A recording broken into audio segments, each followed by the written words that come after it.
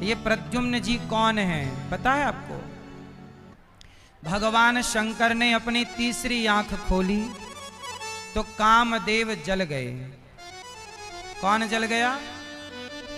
तब कामदेव जब जले तो कामदेव की पत्नी माता रति ने शिवजी से कहा, भोलेनाथ आपने तो मेरा पति जला दिया, अब मुझे मेरा पति कैसे मिलेगा?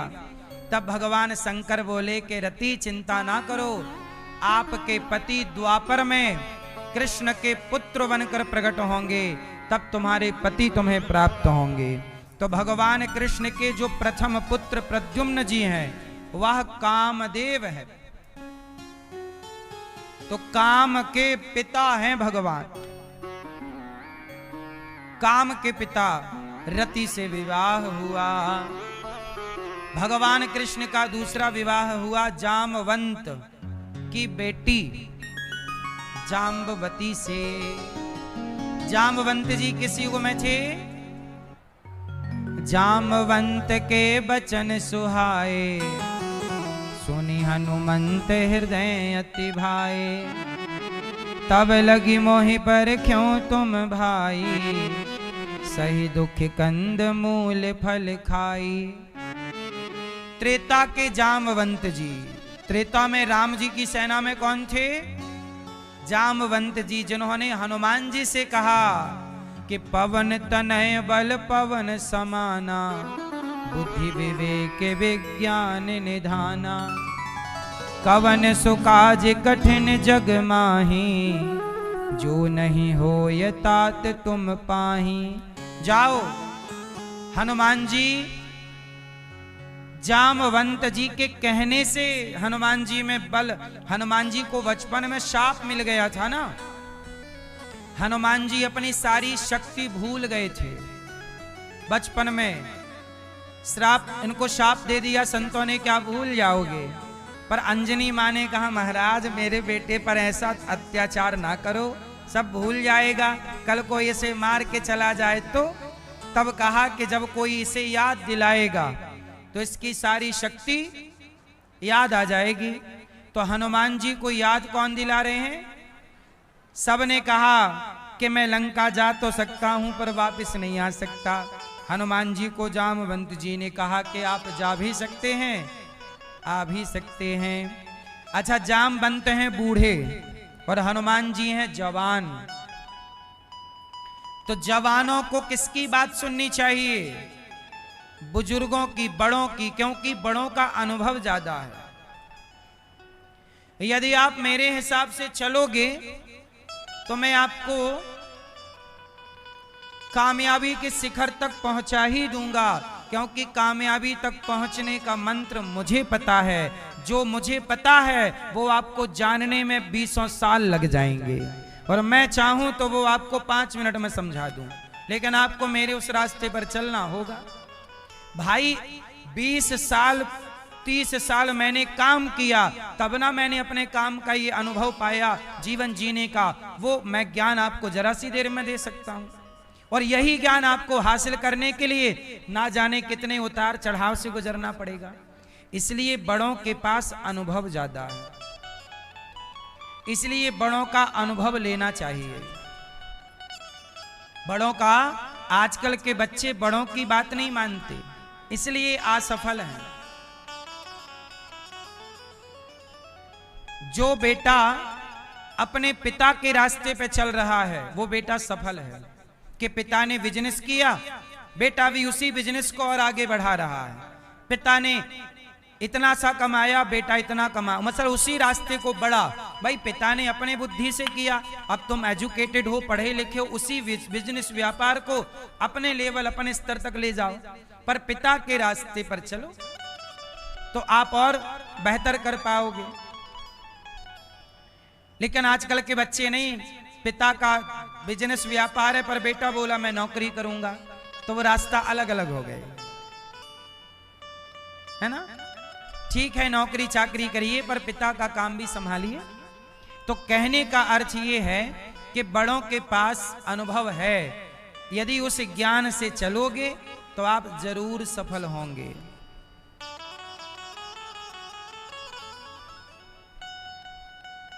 हनुमान जी को जामवंत जी ने कहा। तो जामवंत की एक बेटी थी, नाम था जाम्बवती। तो जामवंत जी ने राम से कहा, राम मेरी बेटी से ब्याह कर लो। राम बोले, मैं कर तो लेता, पर मैंने एक पत्नी के साथ रहने की प्रतिज्ञा कर ली है। राम जी ने सीता जी को एक बार वचन दिया, सीता। अच्छा, सीता जी ने कहा, राम प्रभु आप और कितने विवाह करोगे? क्योंकि राजाओं के परंपरा में 2-4 ब्याह करने की परंपरा थी ही, क्योंकि दशरथ जी ने भी 3 विवाह तो आप जानते ही हो। तो उस जमाने में राजाओं के खूब ब्याह होते थे। तो कहा सीता माँ ने कि आप कितने विवाह करेंगे? तब कहा भगवान ने कि सीता मैं तुम्हें वचन देता हूं कि राम की एक ही अर्धांगिनी रहेगी, और वो सीता है। तुम्हारे सिवा संसार की हर स्त्री या तो वो मेरी माँ है या तो मेरी बहन है, केवल तुम ही मेरी पत्नी हो सिर्फ। तो राम एक पत्नी व्रता है। राम कैसे हैं? एक पत्नी व्रता। तो अब जामवंत जी बोले कि मेरी बेटी से ब्याह कर लो। राम जी बोले नहीं हो सकता। तो जामवंत जी बोले फिर मैं अपनी बेटी का ब्याह ही नहीं करूंगा। राम जी बोले अच्छा ऐसा है, मैं अगले जन्म में करूंगा आपकी बेटी से ब्याह, जब मैं कृष्ण बनकर आऊंगा द्वापर में। जामवंत जी बोले तब तक तो हमारी बेटी बुढ़ी हो जाएगी, मरवर जाएगी। बोले नहीं, आपकी बेटी पर और आप पर जामवंत जी काल का कोई प्रभाव नहीं पड़ेगा। इसलिए जामवंत जी त्रेता वाले द्वापर में भी जैसे के तैसे रहे, और जामवंत जी की द्वापर में। अच्छा, जामवंत जी ने राम जी से एक बात और कही कि लंका में कोई मेरी बराबरी का मिला नहीं, मेरी लड़ाई हुई नहीं अच्छी, तो मेरी खुजली नहीं मिट पाई रही है। तो ऐसा है प्रभु, आप जरा मेरे से 2-2 हाथ कर लो। राम जी बोले आपसे लड़ेंगे मर्यादा बिगड़ जाएगी, आपसे लड़ नहीं सकते। तो प्रभु कैसे होगा? बोले द्वापर में आएंगे तब आपसे लड़ाई भी करेंगे।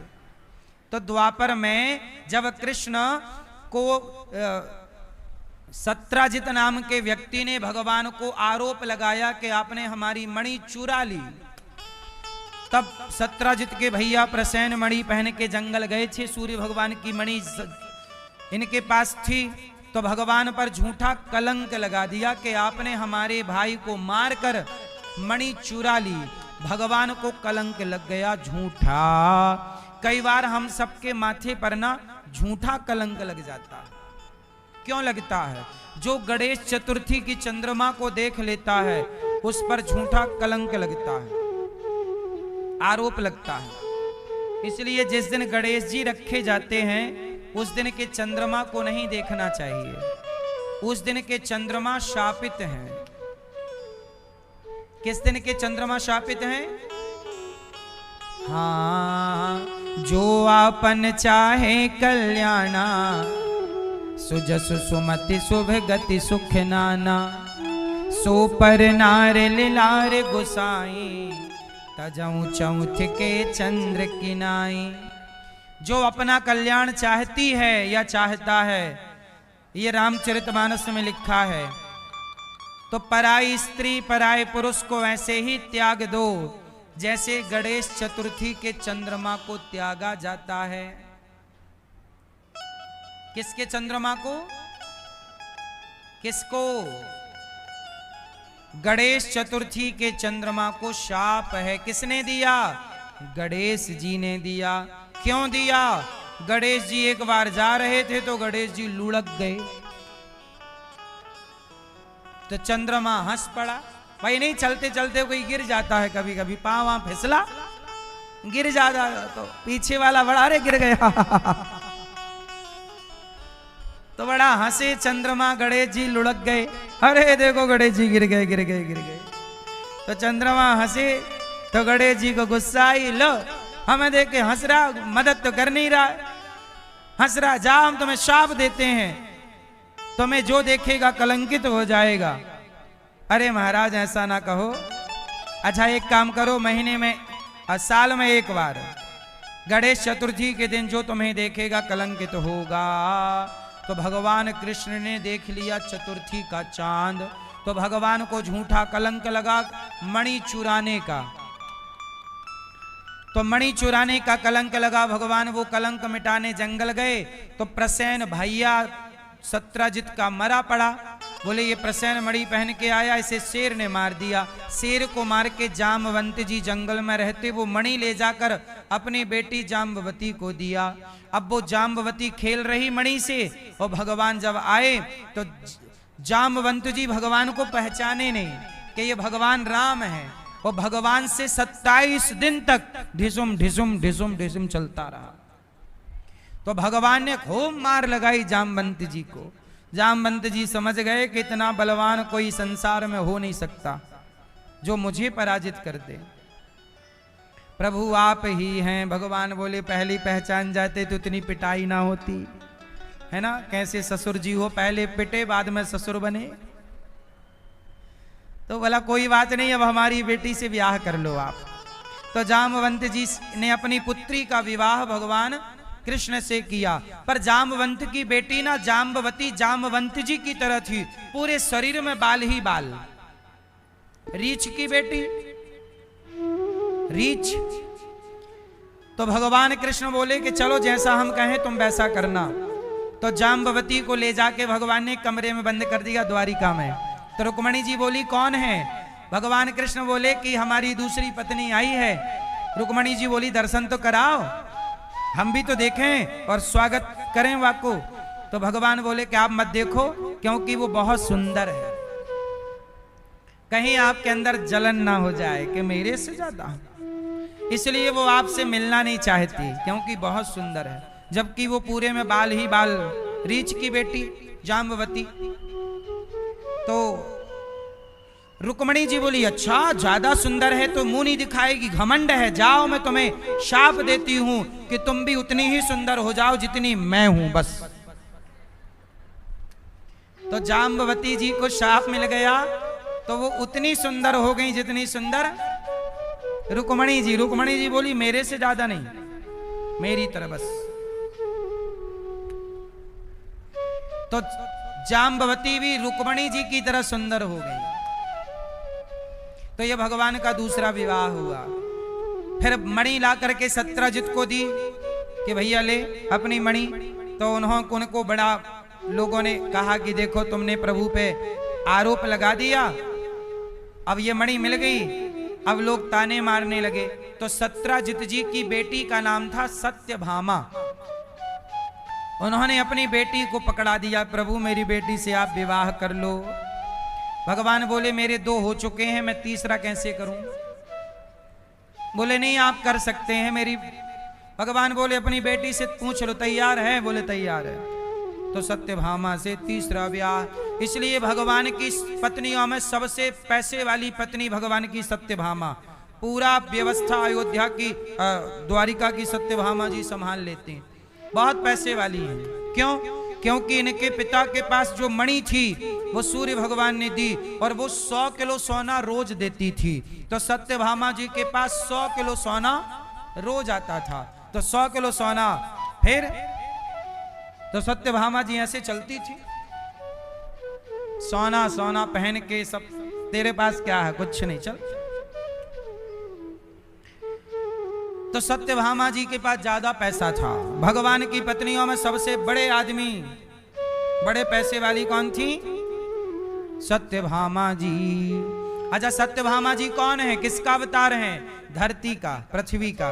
पृथ्वी माता ही, पृथ्वी भगवान की पत्नी है ना। पृथ्वी भगवान की रुक्मणी है लक्ष्मी जी।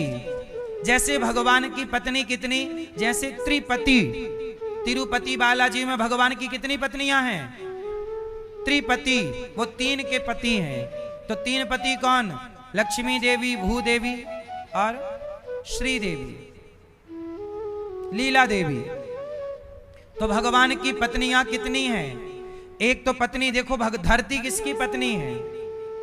भूमि भगवान की पत्नी है। और यही धरती भूमि मां सत्यभामा के रूप में आई, इसलिए धरती के पास धन ज्यादा है, सारे खजाने सोना चांदी कहां से निकलता है, इसलिए वो सबसे धनवान सत्यभामा जी हैं, क्योंकि वो धरती है, पृथ्वी का अवतार। रुक्मणी जी लक्ष्मी हैं और राधा जी लीला देवी हैं, लीला है ना, त्रिपति यही है। तो भगवान की तीसरी पत्नी सत्यभामा, चौथी पत्नी भगवान की यमुना, सूर्य भगवान की बेटी। भगवान कृष्ण के दो साले हैं, दोनों डेंजर।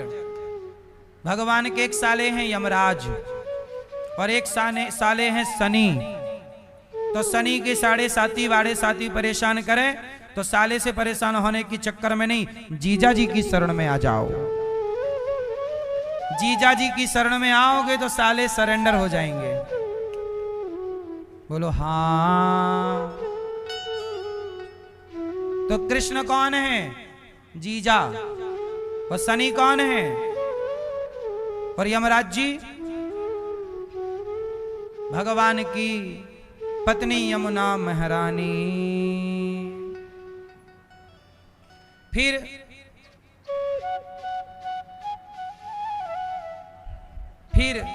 पांचवी पत्नी भगवान की उज्जैन में भगवान का विवाह हुआ मित्रविंदा के साथ। छठवां विवाह भगवान का सत्या के साथ हुआ। 7 बैलों को एक साथ नाचना था, नाच दिया भगवान ने। फिर भगवान का 7वां विवाह भद्रा के साथ हुआ। 8वां विवाह भगवान का लक्ष्मणा के साथ हुआ। ये भगवान की 8 पत्नियां हैं। कितनी? अष्टपटरानी। फिर क्या हुआ? एक राजा था भौमासुर, उसने 16,100 कन्याओं को बंदी बनाया था। उन कन्याओं ने प्रभु को पत्र लिखा और पत्र लिख करके कहा कि प्रभु हमारी रक्षा कीजिए, इसने हमें जेल में डाल दिया।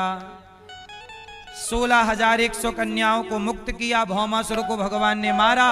कन्याओं से कहा ये किराया भाड़ा लो हमसे और जाओ अपने अपने घर। कन्याएं बोली प्रभु कहाँ जाएं, आप ही हमारे पति बन जाओ। भगवान बोले 2-4 होती तो हम बन जाते, पर तुम 16,100 हो, हम कहां ब्याह करेंगे, हमारी ऑलरेडी 8 हैं। कन्याएं बोली फिर हमें सेल्फास दे दो, जहर दे दो, हम मर जाएं। भगवान बोले क्यों मरोगी? बोले हमें कौन अपनाएगा, दरबार में वंशी वाले के दुख दर्द मिटाए जाते हैं, दुनिया के सताए, दुनिया के सताए लोग यहाँ सीने से लगाए जाते हैं, दरबार में वंशी। तो कन्हैया ने कहा क्या करो? बोले प्रभु अपना लो, जिसे कोई ना अपना। अच्छा ये बताओ, कन्याएं कह रही हैं हमसे ब्याह कर लो, तो भगवान को कर लेना चाहिए कि नहीं? मैया आप लोग बताओ, करें कि ना करें? हाँ, नहीं करना चाहिए, फिर उनको मर जाने देते हैं। ठीक है, जहर दे दो सबको और हत्या इन पे लगेगी।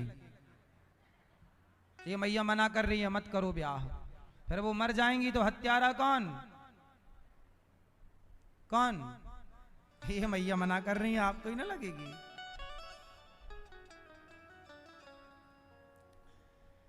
सोलह 16,100 कन्याएं, उन्हें कौन अपनाता? लोग कहते तुम पराये पुरुष के पास रहकर आई हो, कौन ब्याह करता? समाज गलत नजर से देखता। उस जमाने में सीता पवित्र थी, फिर भी दुनिया ने उंगली उठाई। और वो 16,100 कन्याएं जाती तो स्वीकार कौन करता? लोग यही ना कहते तुम तो वहां रह के आई हो। कौन सम्मान की नजर से कौन देखता? तो समाज जिन्हें अपमान की दृष्टि से देख रही थी, उन नारियों से विवाह करके उन नारियों का सम्मान बढ़ाया है भगवान ने। और इन नारियों की एक कथा और है, कहो तो सुनाऊं। ये घटना है सतयुग की। देखो सतयुग की कथा द्वापर से जुड़ी है, इसलिए भगवान के अवतार के कारण बहुत सारे होते हैं। जब भगवान नारायण नर नारायण बने, बद्रीनाथ में भगवान तपस्या कर रहे हैं नर नारायण, तो भगवान नारायण तपस्या कर रहे थे, तो नर नारायण तपस्या चल रही थी उनकी। तब देवराज इंद्र ने अपनी 16,100 अप्सराओं को भगवान के पास भेजा कि जाओ इनकी तपस्या भंग करो। तो देवराज इंद्र की सारी अप्सराएं चली, अब सब नाच रही गा रही, पर भगवान की तपस्या भंग नहीं हुई। तो कन्याओं के लिए भगवान ने आंख खोली और अपनी जंघा पर ऐसे हाथ किया, तो भगवान नारायण की जंघा से एक सुंदर सी कन्या प्रकट हुई, उर्वशी। और कहा भगवान ने कि देखो तुम हमें अपनी सुंदरता पर फंसा ना पाओगी। वो सारी 16,100 कन्याएं लज्जित हो गईं कि ये तो बहुत सुंदर है। प्रभु आप तो भगवान हैं, आपको थोड़ी काम परेशान करेगा। कन्याओं ने कहा कि प्रभु हमें माफ कर दो और आप हमसे विवाह कर लो। भगवान बोले विवाह नहीं कर सकते, हम तो तपस्या कर रहे हैं। अब सराएं बोली कि हमारा काम केवल नाचना है, कोई भी आया हम नाचने लग जाती हैं। अब सराओं का क्या काम, जाओ वहां नाचो, जाओ वहां नाचो, जाओ वहां नाचो। तो प्रभु हम थक गए हैं इस नाच गाने से, अब हमें सम्मान चाहिए थोड़ा, आप हमसे ब्याह कर लेंगे हमारी भी इज्जत हो जाएगी। भगवान ने कहा तो ठीक है, हम द्वापर में जब कृष्ण बनकर आएंगे तब तुम 16,100 अप्सराओं से विवाह करेंगे। वही अप्सरा द्वापर में कन्या बनकर प्रकट हुई और भगवान ने सबसे विवाह करके सतयुग का दिया वचन पूरा किया और टोटल विवाह हो गए भगवान के 16,108। इतने विवाह हो। भगवान के विवाह कहते ये भी कहा जाता है कि ये 16,100 वेद के मंत्र हैं, वेद की ऋचाएं हैं, उपनिषद हैं, ऐसा। पर सही ये भी बात सही है, पर ये भी सत्य है कि यह स्वर्ग की अप्सराएं हैं जो प्रभु की पत्नी होने का सौभाग्य पा रही हैं। कितनी हो गई टोटल? आपको भी भगवान की पत्नी बनना है? अपने वाले से तंग हो गई क्या मेरी मां?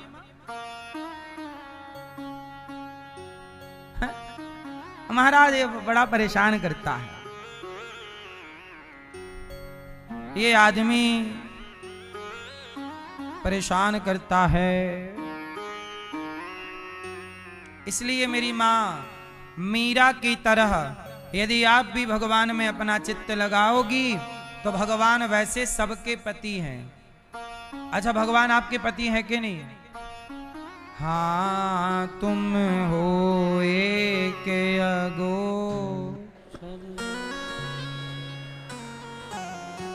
स्वामी सबके प्राणपति। भगवान सबके प्राण, भगवान तो पति हैं ही, फिर भी आप भगवान से प्रेम करेंगी, समर्पण करेंगी और जो भाव रखेंगी, भाई बनना है भगवान भाई बना ले, बहन बना लेंगे आपको, आपको माँ बनना है वो आपके बेटे बन जाएंगे, आपको पत्नी बनना है मीरा ने पति के भाव से भजा। तो अगले बार 16,108 जब भगवान के विवाह होंगे कन्हैया के, उनमें एक मीरा का भी नाम रहेगा। हो तो प्रभु की शरण में रहो। हम लोग भगवान से कहेंगे प्रभु आप अगली बार जब अपना ग्वाल वालों की मित्रों की मंडली बनाना तो अपने मित्रों में दास को भी रख लेना, कहीं दास को भी अपना बना के हम भी आपके पीछे पीछे डोलते रहेंगे, आपके चरणों के दास बन करके। बोलो हाँ। और भी आपको ज्यादा सुख पाना हो तो आप भगवान की गैया बन जाना। क्या नाम है ये आपका? है मीना। तो मीना गैया बन जाना अगले जन्म में, गौ माता। भगवान तुम्हें चराया करेंगे मेरी मीना। मीना आओ, बांसुरी बजा के बुलाएंगे मीना।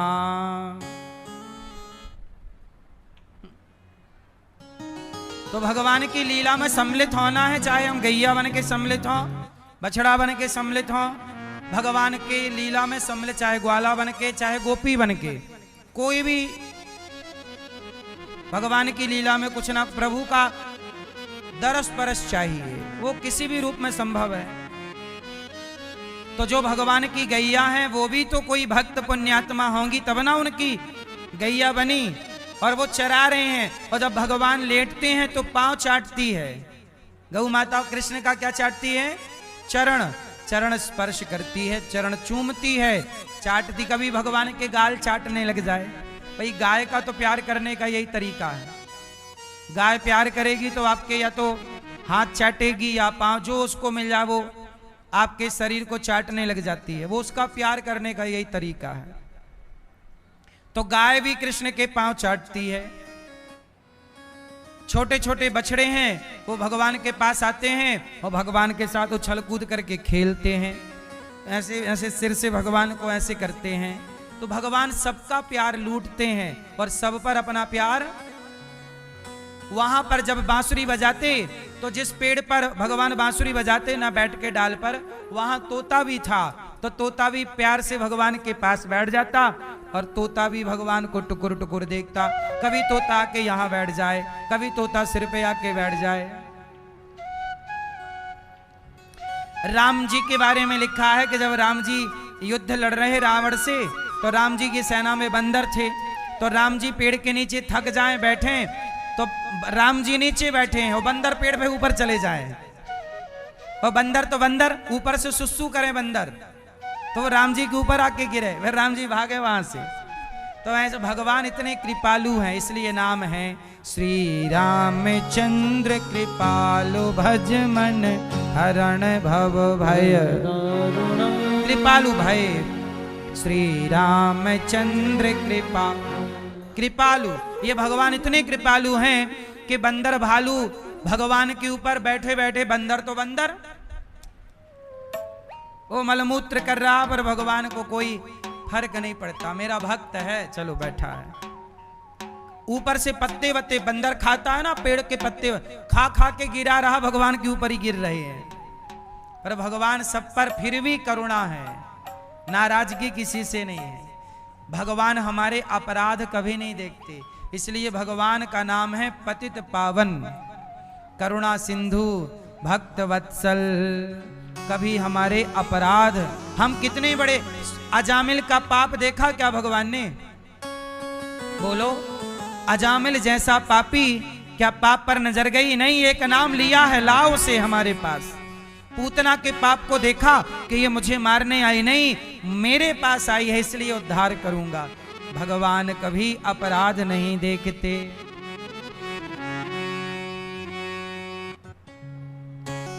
हम लोग हैं जो गलतियां देखते रहते हैं। हमारे भगवान कभी हमारे अपराध, हमारी गलतियां।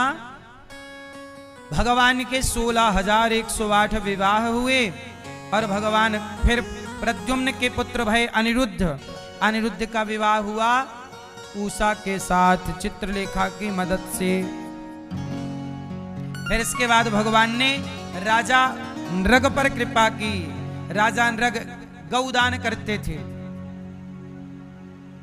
और गौदान जब किया राजा नृग ने, उस गौदान के बल पर राजा नृग को गिरगिट की योनि से निकालकर प्रभु ने अपने धाम भेज दिया। क्यों? क्योंकि पुण्य किया है। देखो, गिरगिट बने किसी पाप से राजा नृग, पर जब गिरगिट बने तो भी उनका पुण्य उनके साथ था। कौन सा पुण्य साथ था? गौदान का। किन्होंने? गौदान किया है। उस गौदान के बल पर गिरगिट की योनि में उन्हें कृष्ण का दर्शन हुआ और प्रभु ने अपने हाथ में उस गिरगिट को लेकर उद्धार करके उन्हें अपने धाम भेज दिया कि जाओ, तुमने गौदान किया इसलिए हम तुम्हें दर्शन दे रहे हैं।